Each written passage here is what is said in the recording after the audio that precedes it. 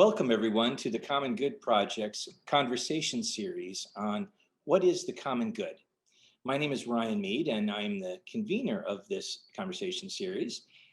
And I also with me, I have the co-convener, Chris Conway. We will dispense with our biographies. They are on the website so that we can get to our guest scholar today. This is the sixth conversation in our series, and it is the second for Trinity term. And it's also the first in an ambitious twice per week schedule that we have through sixth week. And maybe we might even go twice per week into seventh week with some really great responses we've just recently received on some scholars that are interested. So please watch the schedule. As we begin, just for those of you who are tuning in to this for the first time, particularly for the students who are listening in and watching for Trinity term, after Chris introduces our guest scholar today, I will pose the first question, and then we will have a conversation. And we will reserve about 10 minutes for the questions from those that are watching, and please put your comments or questions in the chat box and we will review them near the end and ask the ones that we can get to. We may not be able to get to all the questions. We've had quite a bit of interest in the conversation series and many people watching. So if we can't get to it, we apologize in advance, but we do save the questions to develop material throughout the term and the course of the project. And so with that, I have to say our topic today is I'm very excited about, because it is subtitled by our guest, The Common Good and the Commonwealth. We have spoken so much about the UK, the US, the Republic of Ireland, Canada as well, over the past few weeks. And with the Commonwealth, we begin to move a bit beyond those jurisdictions. I will turn it over to Chris to begin the introduction. All right, thanks, Ryan. Our guest scholar today is Asanga Welikala, who is a lecturer in public law and director of the Edinburgh Center for Constitutional Law at the University of Edinburgh School of Law. Dr. Welikala focuses his work in post-colonial constitutional development, as well as constitutional transitions from conflict to peace, or from authoritarianism to democracy. He has published extensively on constitutional success and failure in non-settler Commonwealth countries and the challenges of constitutional reforms.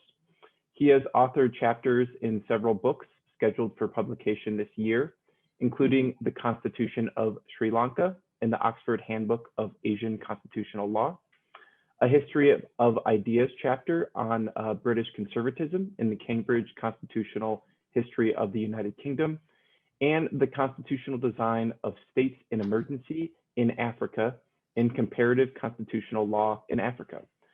Dr. Welikala has held numerous consultancy roles in advising states on constitutional reforms, including work through the Office of Constitutional Support of the United Nations Assistance Mission for Iraq, and work with the International Institute for Democracy and Electoral Assistance, as well as the UK Department for International Development. Dr. Welikala received an LLB from the University of Hull, an LLM in European Public Law, also from Hull, and was awarded a PhD from the University of Edinburgh School of Law. His academic work has continued many of the ideas developed in his PhD thesis beyond the liberal paradigm, the constitutional accommodation of national pluralism in Sri Lanka. He has taught at the University of Edinburgh since 2011, and welcome, Dr. Welikala. Well, thank you, Asanga, and we appreciate your being with us today. And I am going to start at the beginning. And as I mentioned at the start, we're delighted to have you participate in the conversation series and address the common good in the context, particularly of the non-settler Commonwealth countries. As I described, the course so far has looked at common good in the context of the law of the UK, the US, and Ireland. But today we're going to look at the common good from a different lens, or perhaps I should say lenses of the members of the Commonwealth of Nations. As background, at the very highest level, and you can correct me if I get anything wrong here, but many of our listeners might not know, especially if they're outside of Britain, might not know a lot about the Commonwealth, or I should say outside of Britain and outside of a Commonwealth country. That the Commonwealth, it comes about in the wake of decolonization and the transfer to self-governance to maintain the members' historical ties to one another. But under the charter, they are declared free and equal. But when we look at the Commonwealth, it provides a very interesting series of lenses for us to look at this, because it spans all the corners of the earth, with more than 2.5 billion people, over 1/3 of the world, about 1/3, I guess I should say, of the world's population, 54 members, also about 1/3 of the world's sovereign states. And while the Queen is the head of the Commonwealth, helping to maintain some fraternal relations, the members have experimented with vastly different forms of government over the past 70 years, and of course have very different cultures from the culture of the UK. So with all of that, Dr. Welikala, I will turn this over to you for your opening remarks on the common good in the Commonwealth. Thank you very much indeed, Ryan and Chris, for this invitation to participate in this series. I am deeply honored to be part of this very exciting initiative alongside such distinguished scholars. Now, as you know, I teach UK and Scots public law here at Edinburgh, but most of my research and advisory work concerns comparative constitutional law in developing democracies in the global south, and particularly the Commonwealth, which is where we will be focusing today. Prior to your invitation, I had only taken a comparativist general interest in the new intellectual movement of common good constitutionalism that is creating such waves in the US today. I had read some of the shorter but highly thought-provoking pieces published by scholars like Adrian Vermeule and Gladden Papin, as well as some of the spirited responses to their ideas we have seen. And I had listened to Patrick Deneen's podcast with David Runciman, where, for me, the emotional and moral sort of underpinnings, the force driving Deneen's intellectual argument about why liberalism has failed, had a great deal of personal resonance, and I hope you will see why as we go along in this conversation. I was, just a personal note also to preface this, I was born into a Buddhist family in Sri Lanka, but was educated in a high Anglican school full of Anglo-Catholic tradition. So I'm able to in some ways, relate culturally to the sort of Christian ethos pervading much, if was at least some of the common good thought currently coming out of the US academy. Having said that, in academic terms, I have little to say about the more theological aspects of the common good debate. With some significant African and Caribbean exceptions, the countries we are talking about today are predominantly not Christian societies. They are dominantly Buddhist, Hindu, or Muslim societies, and the terms of the debate about religion and constitutions are fundamentally different to the Western context, where the common good challenge is partly a challenge to the radical secularism of consolidated liberal democracy, and partly an attempt to resurrect a Christian moral heritage. In any case, it was only after your invitation that I attempted a systematic study of the recent work on common good constitutionalism and understood the terms on which the US debate is taking place. And here I really want to thank Dr. Connor Casey, who has already spoken in this series, in the most fulsome terms possible, for his masterly survey of the current state of the debate, soon to be published in Public Law here in the UK. For those of us who are not experts in US constitutional law and US debates, this really is the definitive introduction so far. and I benefited hugely from Connor's work. Understood in these more general terms, the common good challenge to liberal constitutionalism speaks to many concerns of comparative constitutional law and operation of constitutional democracy beyond the West.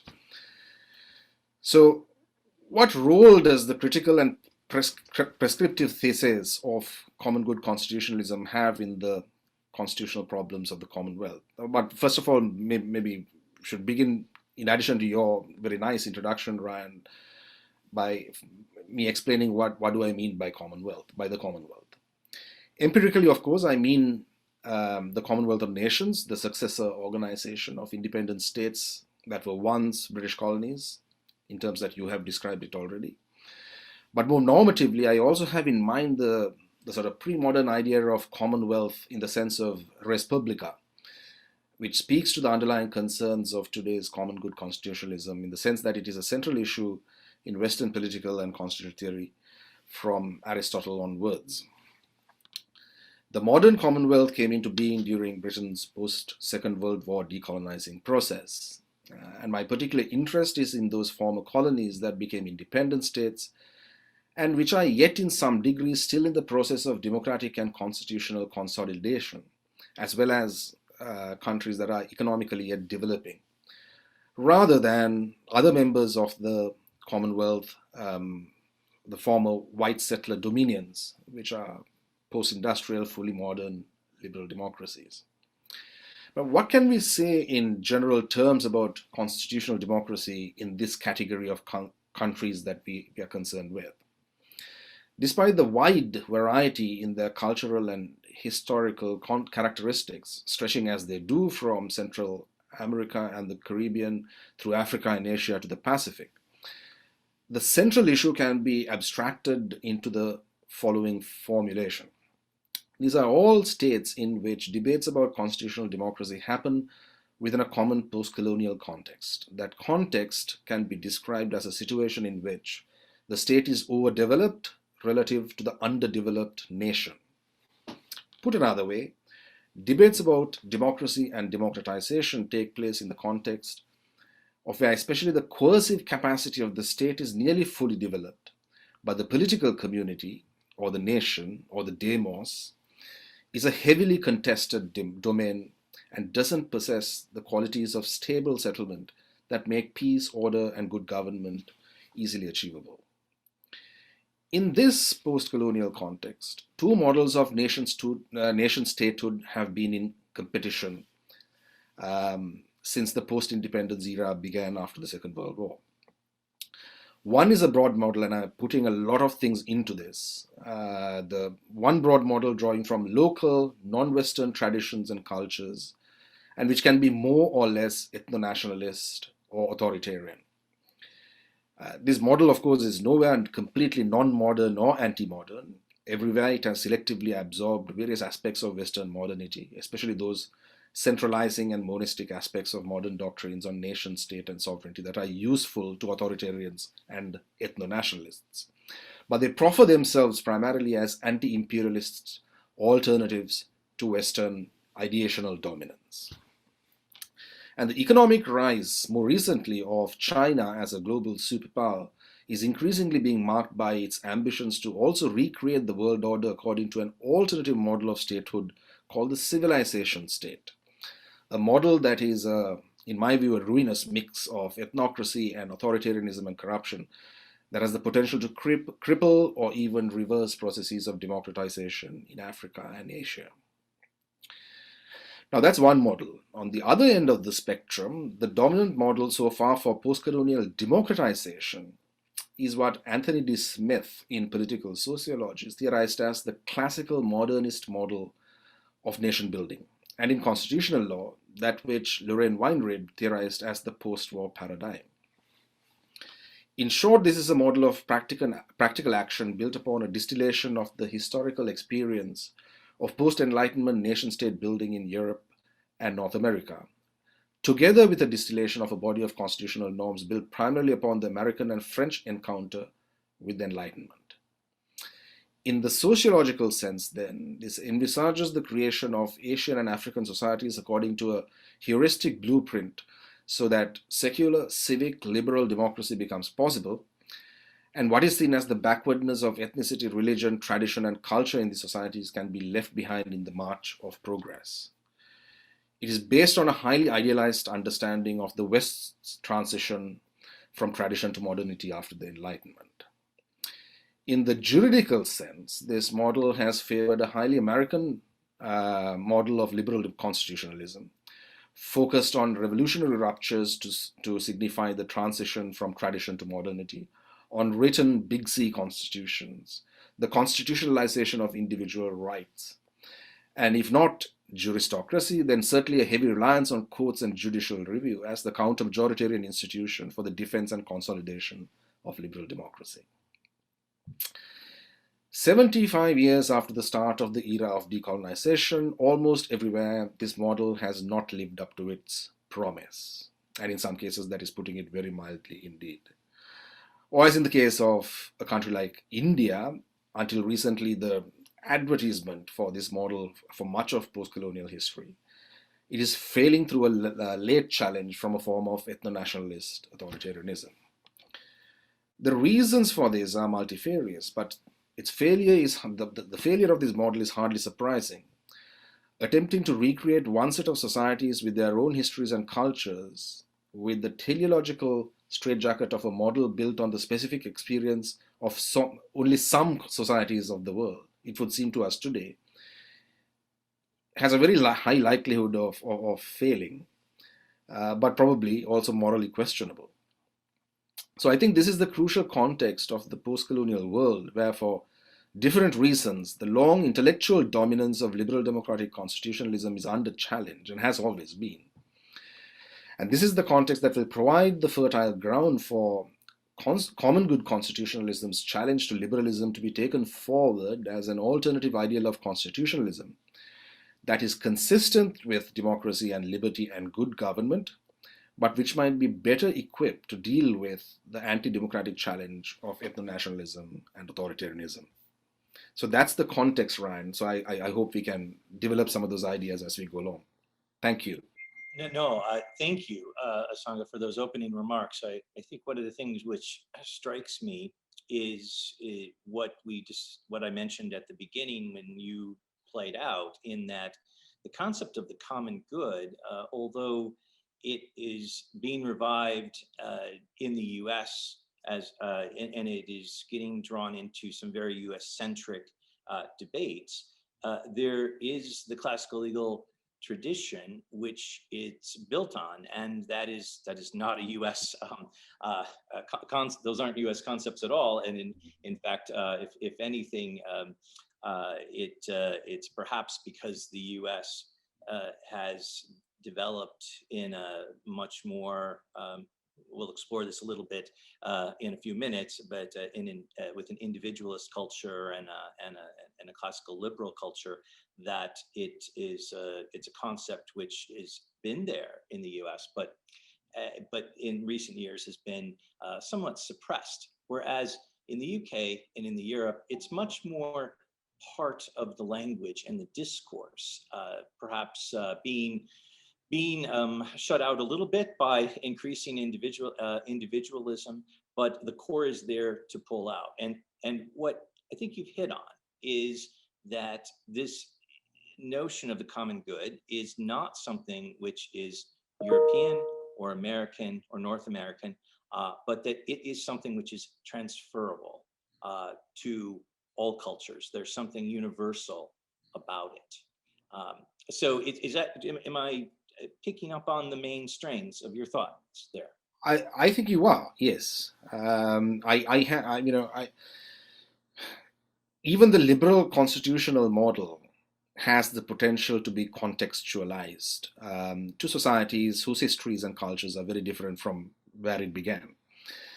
But there is a problem there, to the extent that the dominant model is so obsessed almost with the values of individual autonomy, it runs the risk, and again, I think there are other strains of liberalism. It's a sophisticated body of thought, and there are many strains to it. But at least in one sense, there is this preoccupation with individual autonomy, which has very little resonance in societies that are not radically secularized in the way that you will find Western Europe is, or where individualism as a value is as highly priced, and the collective is seen with such suspicion, or the state is seen with such suspicion. So in those contexts, we have seen a model of constitutional democracy that is so heavily focused on liberal individualism, not having too much reference. It's one of the reasons why it has struggled to gain purchase, I feel.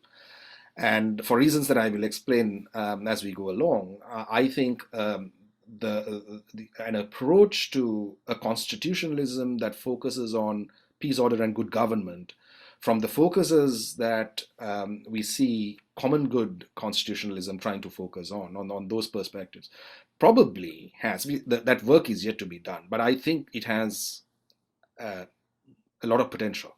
Right, and your terms peace, order, and good government, and I'd add in general justice and human flourishing, are substantive ends, which have many different ways to get there. And it strikes me that one of the things that, as you've described, where there tends to be a bit of an obsession on procedure and procedural order that puts the individual in its place in the context of the constitutional structure versus the ends, and a forgetting about the ends. So with that in mind, maybe we should back up just for a moment, because we've been discussing individualism, liberalism, and throwing these words around. You've done quite a bit of academic work in this area, all the way back to your PhD thesis about looking at something that's different than the liberal paradigm. So in good analytical fashion, let's take a look at the term liberalism. What do you mean by liberalism and the liberal paradigm? Sure, thank you. Yes, I think that's the obvious point to bore a little deeper here. So I'm not an anti-liberal as such, and certainly, the kind of ethno-nationalists and authoritarians in the Commonwealth world would probably characterize me as a liberal rather than anything else.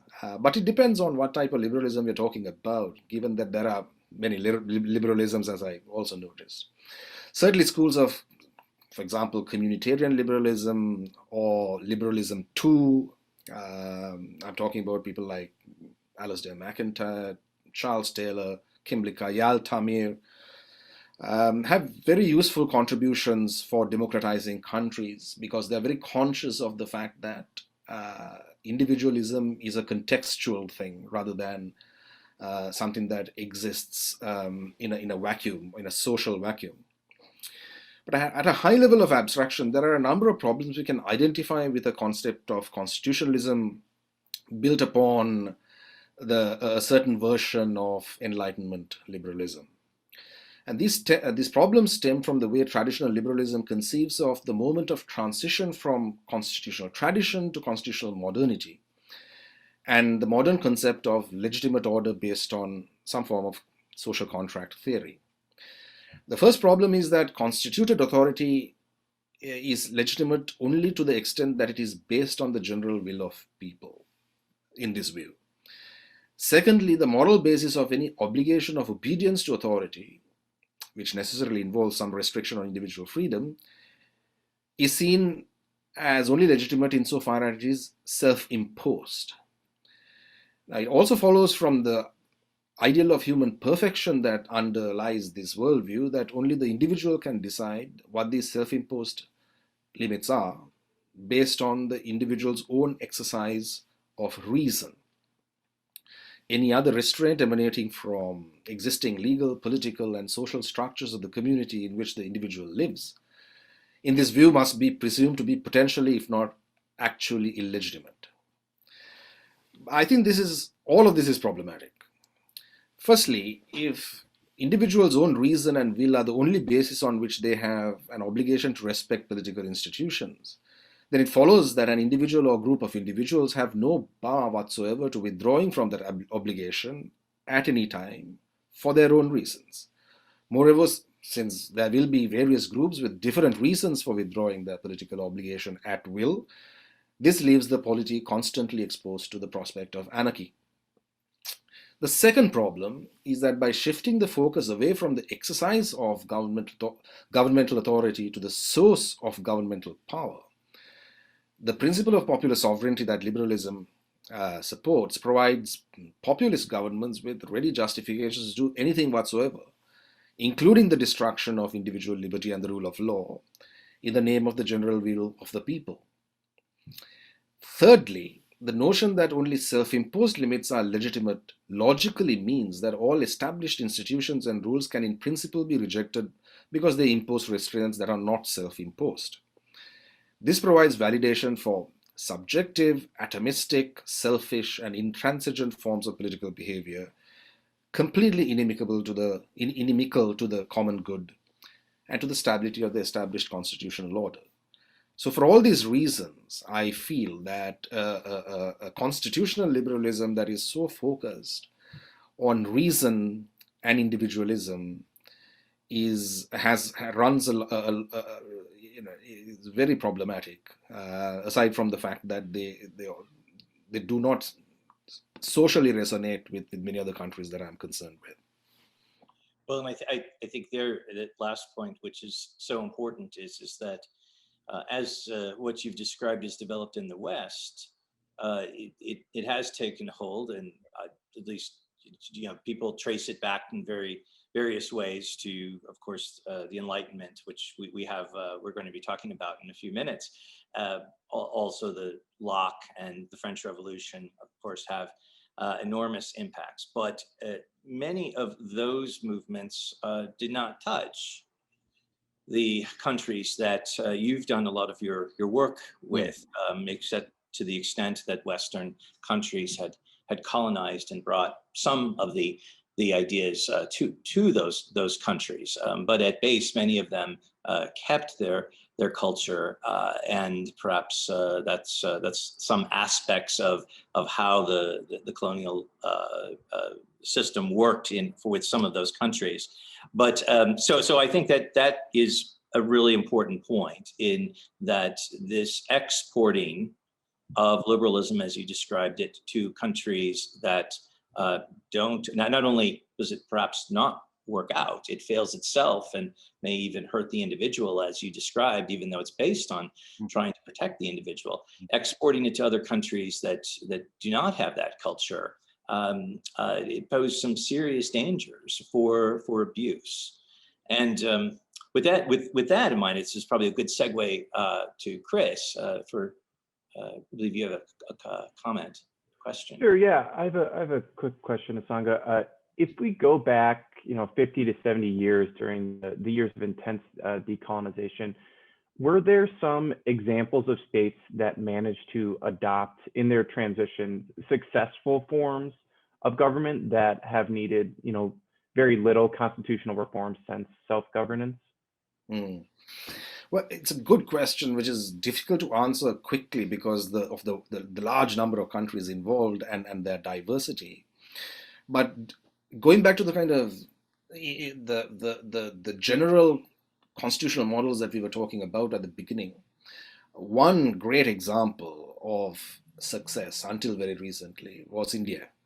Partly because it is such an improbable case of success, given the size, the mind-boggling size of the country, and its massive diversity, its populousness, its large territorial size. But by and large, that managed a very successful transition to independent statehood based on a certain marriage of both local culture and all of that with what was the sort of cutting edge constitutional technology at the time.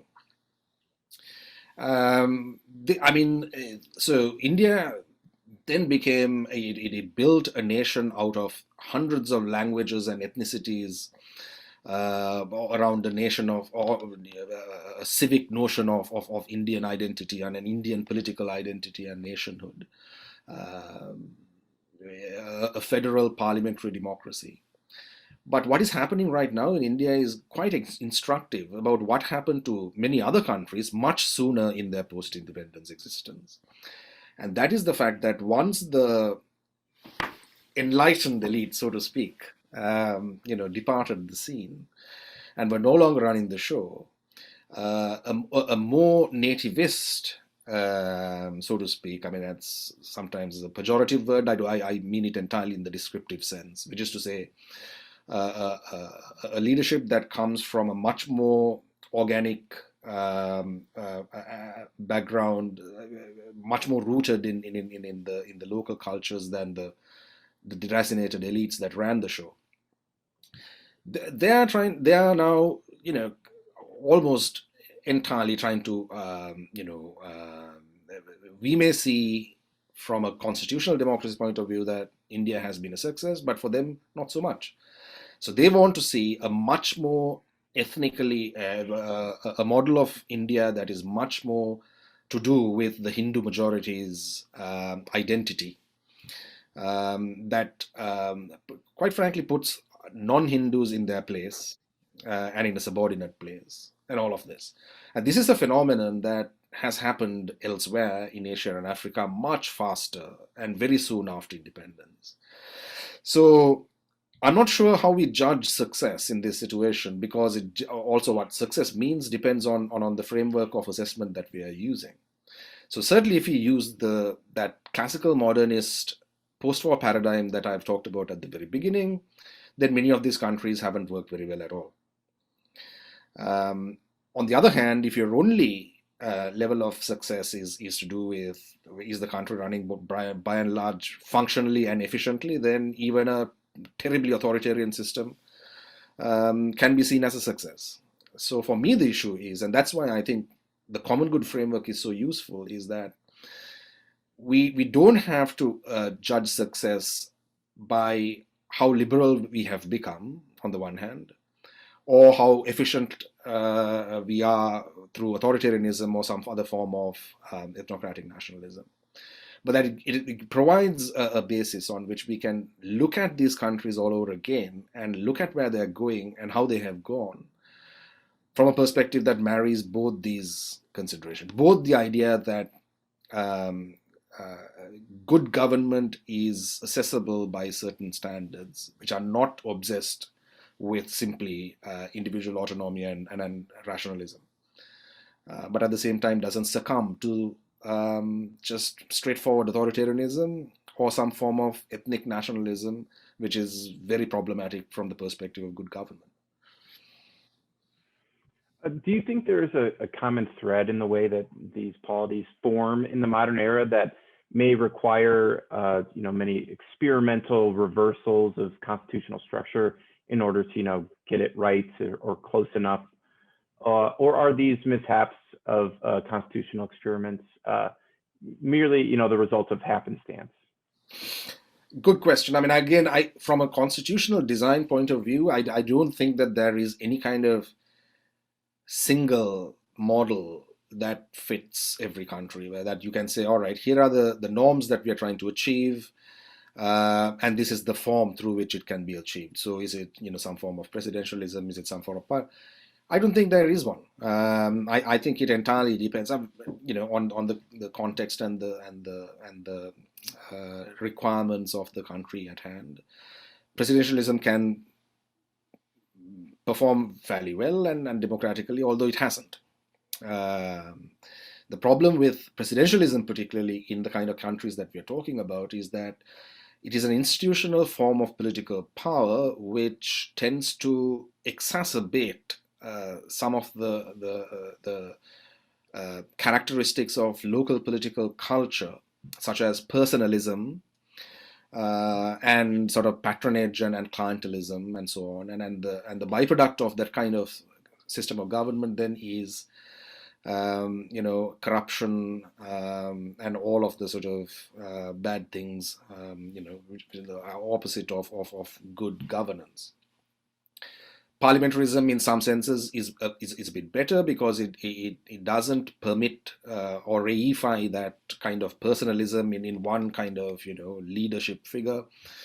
It diffuses political authority. It provides for more responsive governments and so on. But yet at the same time, there are plenty of parliamentary countries in the Commonwealth that are quite badly governed. So I think constitutional design at every point is a question to be decided on the generational needs of that society. There is no such thing as an ideal.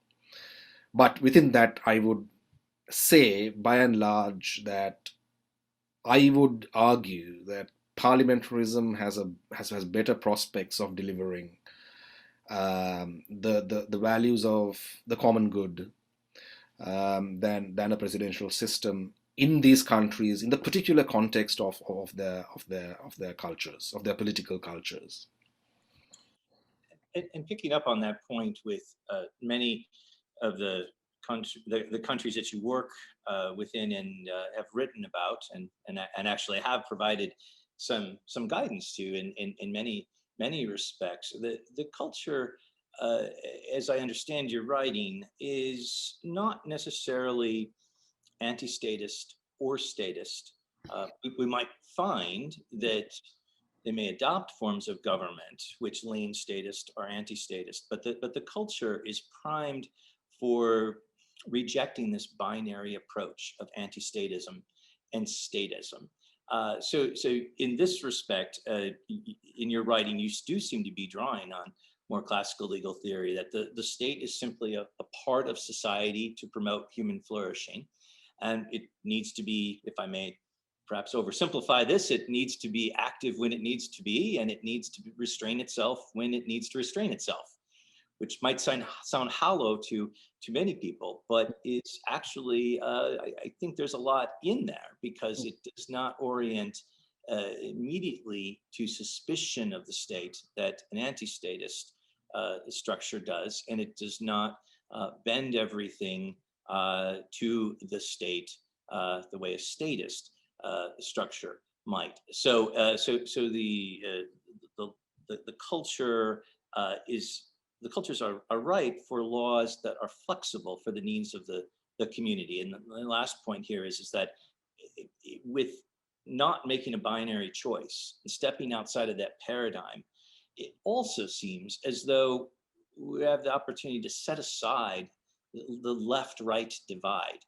Not that what we're left with is some sort of hollow and undefined center, but simply a different way of thinking than we do in Western Europe or North America, in this binary choice of the state is either a villain or a savior. Absolutely, Ryan. I mean, I can't agree more with that, and it very much resonates with the kind of thinking that I have. I think when you think about the state, to divide ideologically on pro-state or statist, as you put it, and anti-statist is not a very useful thing to do. On the one hand, the state has to. I mean, these are economically very poor places with huge developmental needs, quite striking economic inequalities. If your approach to, or your idea of the ideal form of government is a government that is very, very limited and gets out of the way of everything, that is just simply not going to answer to the needs. And not only is that morally questionable, a state that gets out of the way when the state is the only actor that can actually deliver for the poor and the vulnerable. But it also does not work, because radical inequalities like that just lead to complete dysfunction and possibly even breakdown. So on ideological grounds, to restrict the state it just makes no sense in some of these contexts. And to that extent, I absolutely do agree. I mean, on the other hand, though, I mean, many of these states are also, because of those other features of political culture that I mentioned, such as personalism and based on patron-client negotiations rather than a sort of democratic logic, They also sometimes tend to be massively bloated and completely corrupt. And therefore, clearly, the state also needs that kind of reform. But as you very rightly said, the avoidance of looking at the state as either villain or savior is that's very, very important. I have a question about a book that you had placed on your reading list for this lecture. And one of the books is perhaps an interesting choice and maybe even a little bit of a surprising choice. And that's Gertrude Himmelfarb's The Road to Modernity, the British, French, and American Enlightenment. Many of people who are tuning in today likely know that her husband and son played very critical roles in an influential movement in the United States, which is pretty much the opposite of everything that you're describing today. In fact, a recent edition of her book contains a glowing introduction by Gordon Brown. Her book is a sympathetic examination of modernity, but seeing three very different political manifestations of the Enlightenment. Could you talk a little bit about Himmelfarb's book and why you think it's useful in thinking about the common good today? Yep. Thank you. Yes, that's an interesting one. So I've been a fan of Himmelfarb's since I was an undergraduate. Her classic introduction to J.S. Mill's Penguin edition of On Liberty was my first introduction. Incidentally, you mentioned Gordon Brown, but I was introduced to this as an undergraduate by a professor at Hull University who happened to be an ex-Yorkshire miner. And many years later when I discovered who her relations were and their role in American neoconservative thought, it always struck me that her work on the moral imagination, about past and present, about Lord Acton, her wonderful biography of one of her earliest pieces of work, probably her PhD work, as an intellectual and a historian of ideas, Gertrude Himmelfarb, I think, has a very distinctive identity from her husband and probably her son. It's definitely much more of a kind of old European and particularly a very British tradition of Toryism almost, which is not about radical individualism and the minimal state, but in fact almost a kind of and almost supports a very paternalistic state. But the great thing about the book, The Roads to Modernity, which I have cited in the list, for me is this, and that's her wonderful way of looking at the Enlightenment. Most often when we use the Enlightenment as a kind of shorthand for a very complicated set of events or a pretty long period of time in the 17th, 18th centuries, we tend to think very often of the French Revolution and the American independence and the American Revolution, and all the ideas that those events stood for, including the Declaration of the Rights of Man and the American Constitution. But Himmelfarb, among very many others, but Himmelfarb does so very well and has always done it, is to remind ourselves that there was a third variant of this of the Enlightenment. So she talks about the British and British, not English or Scottish or whatever, but British.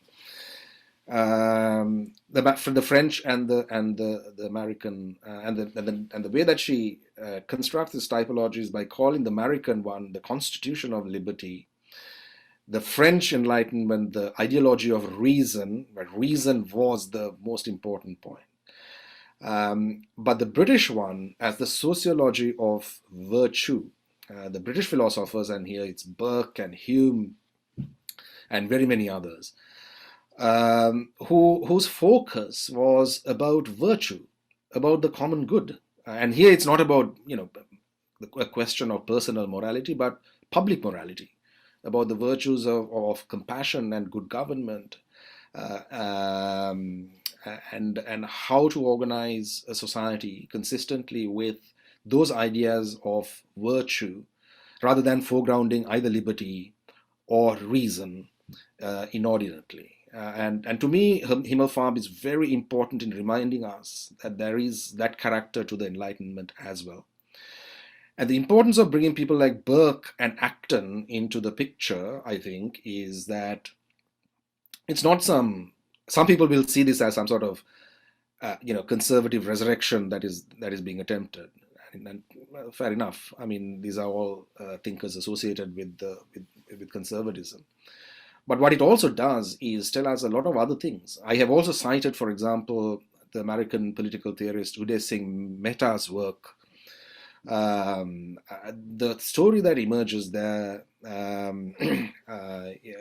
of Burke, for example, who absolutely openly deployed natural law principles in treating the peoples of the Raj, of the empire, as equals with any Englishman for the purposes of prosecuting Warren Hastings' corruption in India.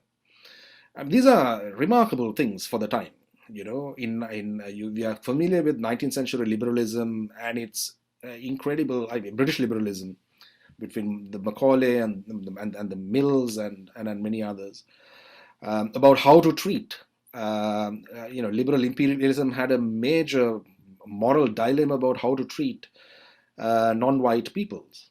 But for Burke, this presented no difficulty whatsoever.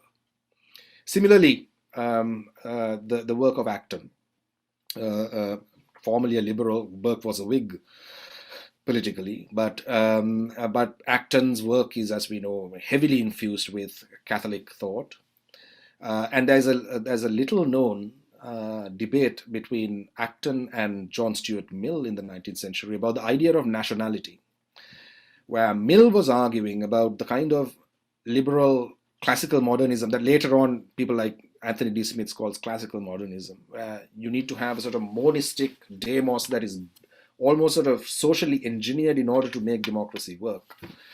And this had the problems that I identified at the beginning. But Acton's point there was, look, you have to take the idea that people voluntarily have communal identities as a given. And if you embrace that principle, you can actually think of states as multinational entities. And here we are, talking about multinational democracy in the late 20th century, in the UK, in Spain, in Belgium, and so on. But these debates were prefigured much earlier.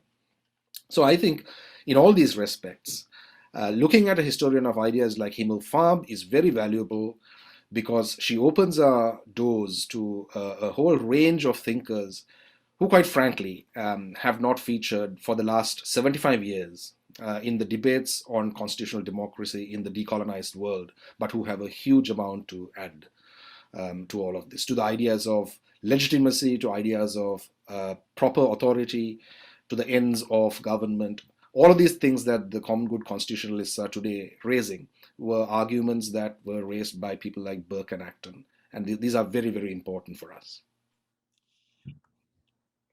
And I think playing on Himmelfarb's book, what is interesting is that I do think that she stands on her own, that she is sometimes lumped together. In fact, her husband, Irving Kristol, made a point in his life to say that they were simpatico, but I do think there is a bit of a difference in her work than the neoconservative thought in its full. So with that as a bit of a segue and a mash of ideas here as we get close to the close, I'd like to bring back to some work that you did personally, and perhaps reflect on this. As you did quite a bit of work, as I understand it, in Iraq, which is not a member of the Commonwealth.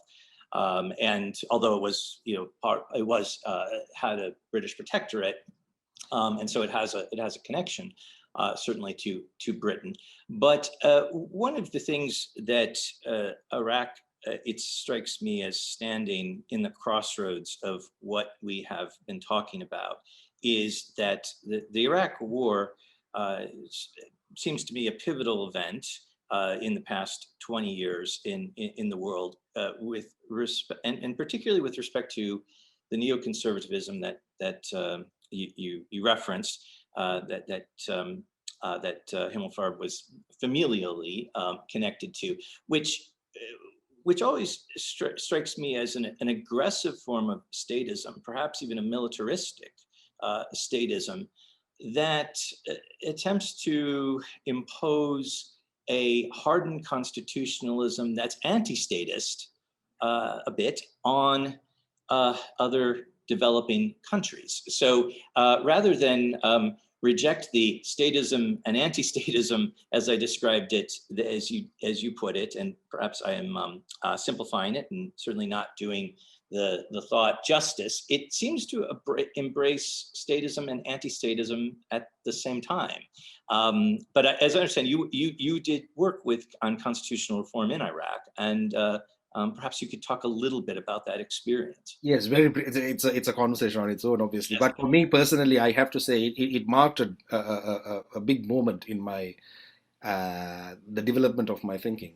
Before that, I wasn't particularly opposed to the invasion when it happened. I was content to see how it went, the use of force to actually push through democracy, particularly given the very problematic nature of the regime of Saddam Hussein. So could you actually use positively, could you actually positively use force to get rid of a tyrant and introduce some sort of democracy? Any kind of picking of intellectual interest that represented was very quickly vanquished when I actually went in the aftermath of Iraq and helping to draft the constitution of that country over 16 months or so living in the green zone. There are many reasons for it. Of course, there were many failures of implementation and all of that. It was almost comical in how badly organized it was. And then one wonders whether if it was done a little bit more competently, whether it may have succeeded even. But certainly that was one element. But at the much more at the bigger, grander level, I think it discredited for me forever the idea that you can go into a society which is culturally has never been a democracy or even a rules-based, in the sense of the rule of law-based society. And by the use of force that you can introduce constitutional democracy there. That's just never ever going to happen. The local culture will always win. So to the extent that I think Iraqis want democracy. Iraqis don't want Saddam Hussein's, dictatorship. But how do we get there? It's a difficult process for every society to work out, and that's a more difficult and long-term challenge. There are no shortcuts through the use of force for democratization in the world. Well, and with that in mind, what do you see as next for the Commonwealth? Perhaps we'll get to the common good and constitutionalism next, but where do you see the Commonwealth, particularly developing countries, going? What are their particular challenges in the next 5 to 10 years with constitutionalism? Commonwealth rather than common good constitutionalism in that context. Mm-hmm. Right. Or maybe I could rephrase it I could rephrase it as where do you see common good constitutionalism or the thoughts of the common good as helping developing countries, particularly in the Commonwealth, think through constitution? Sure, that's right. I think that's the more focused question, given the time constraints, Ryan. Thanks. I think the Commonwealth context underscores almost all of the ways in which common good constitutionalism challenges traditional liberal constitutionalism in the Western context, albeit on the basis of very different social, political, economic, and cultural conditions. And there are at least 3 important ways, and there may be more, but this is my initial reading. Common good constitutionalism is concerned about the legitimate end of political authority.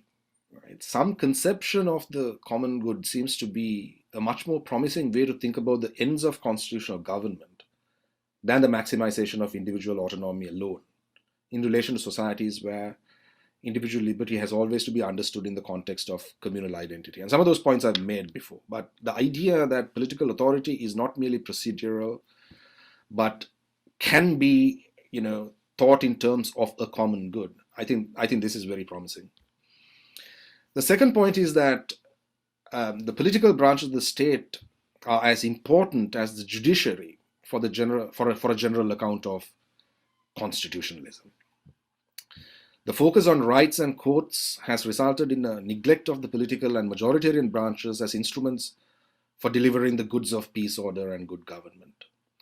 They have been abandoned into the hands of ethno-nationalists and authoritarians, with deleterious consequences for constitutional democracy and good government. This is in particular something that has to be absolutely dealt with, and parliaments and executives have to become front and center of any general account of constitutionalism based on the common good, certainly in the Commonwealth. And it's not only courts and bills of rights that, in the way that comparative constitutional lawyers have been absolutely preoccupied with for the last 20, 30 years. The third point is about the approach of a kind of what I would call a morally infused constitutionalism.